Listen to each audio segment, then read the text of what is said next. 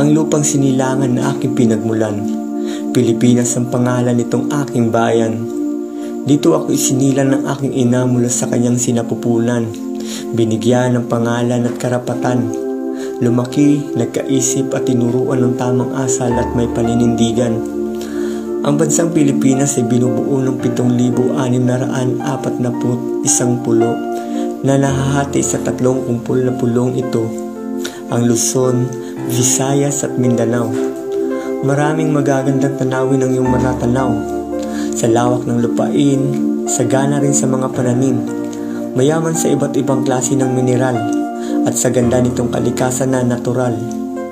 Ang bayan kong Pilipinas ay mahal ko, sapagkat ito ay lupain nating mga Pilipino na minana pa natin sa ating mga ninuno.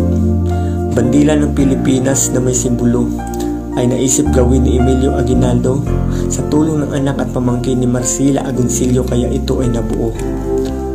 Ang bandila natin ay ginawa ng may kahulugan para laging maalala ng lahat ng Pilipino kahit kailan na ipinaglaban ng ating mga bayani ang ating bayan laban sa mga mananakop na dayuhan.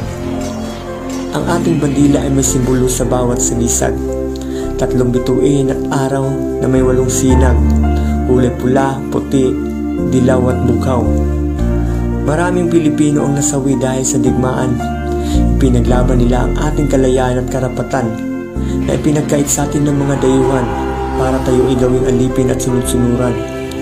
Mga bayani ay sinakripisyo nila ang kanilang buhay sa pakikiglaban, hindi natatakot mamatay para sa inang bayan at para sa kinabukasan ng mga susunod na salinlahi ng ating lipunan.